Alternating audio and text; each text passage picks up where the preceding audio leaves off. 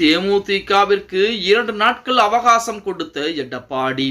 நண்பர்களே, அதிமுக தொண்டர்களாக இருந்தீங்க அப்படின்னா மறக்காம நம்ம சேனலை சப்ஸ்கிரைப் பண்ணிட்டு இந்த வீடியோக்கு லைக் பண்ணுங்க. நிறைய பேர் சப்ஸ்கிரைப் பண்ணாமே வீடியோ பார்த்துக்கிட்டு இருக்கேன். மறக்காம சப்ஸ்கிரைப் பண்ணிட்டு வீடியோ பாருங்க. அனைத்திந்திய அண்ணா திராவிட முன்னேற்ற கழகம் என்பது மாபெரும் ஒரு கடல் போன்ற ஒரு இயக்கம். அதாவது 2 கோடி தொண்டர்களாக இருந்த இயக்கத்தை 2.5 கோடி தொண்டர்கள் கொண்ட இயக்கமாக மாற்ற வேண்டும் என்ற இலக்கோடு அதிமுக இருக்கக்கூடிய அனைவருமே அதற்குரிய வேலைப்பாடுகளை பார்த்துக்கிட்டு இருக்காங்க.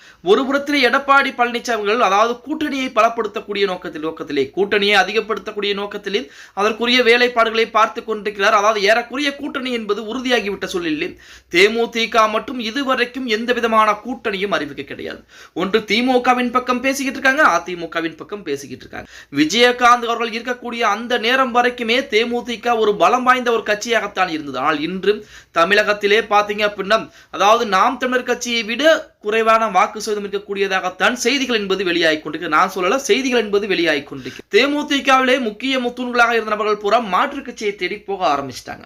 இப்ப பிரேமலதா அவர்களின் மூலமாக தேமுதிக மீட்டெடுக்கக்கூடிய ஒரு முயற்சியை மிக தீவிரமாக அவர்கள் பார்த்து கொண்டிருக்கிறார்கள் அப்படின்னே கூட சொல்லலாம். ஜெயலலிதா அம்மையாருடன் சேர்ந்து அதிமுகவுடன் கூட்டணி வச்சு எதிர்க்கட்சி தலைவராக வந்தவர் தான் நமது விஜயகாந்த் அவர்கள். அதே ஜெயலலிதா அம்மையாரை விமர்சனம் செய்த பின்புதான் அவர் நாளுக்கு நாள் பாத்தீங்க அப்படின்னா கீழே இறங்க ஆரம்பிக்கிறார். அதற்கு முக்கிய காரணம் திமுக.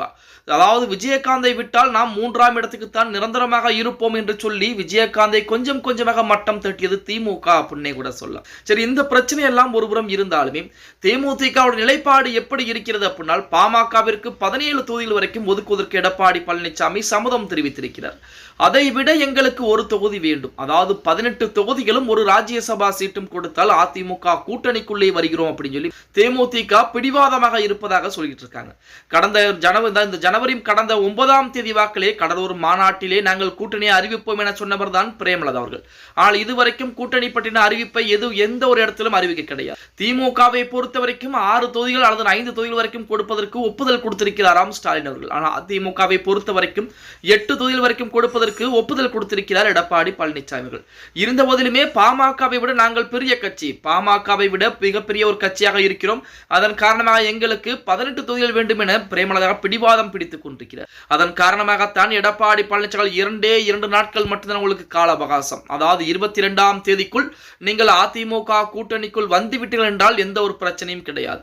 அதற்கு மேல் கூட்டணிக்குள் வருவீர்கள் என்றால் நாங்கள் உங்கள் கூட்டணியிலே அழைப்பதற்கு வாய்ப்புகள் என்பது கிடையாது அப்படின்னு சொல்லி 2 நாட்கள் காலக்கெடு விதித்திருப்பதாக செய்திகள் என்பது வெளியாகி இருக்கிறது. 23ஆம் தேதி நமது பாரத பிரதமர் நரேந்திர மோடி அவர்கள் தமிழகம் வருகை தர இருக்கிறார். அந்த நேரத்தில் என்டிஏ கூட்டணி அதிமுக கூட்டணியில் இருக்கக்கூடிய அனைவருமே ஒரே மேடையில் ஏற இருக்கிறார்கள். அந்த நேரத்திலே நமது தேமுதிகவும் உள்ளே வர வேண்டும் அப்படின்னு சொல்லி எடப்பாடி பழனிசாமி அவர்கள் 2 நாட்கள் கால அவகாசம் கொடுத்திருக்கிறார்.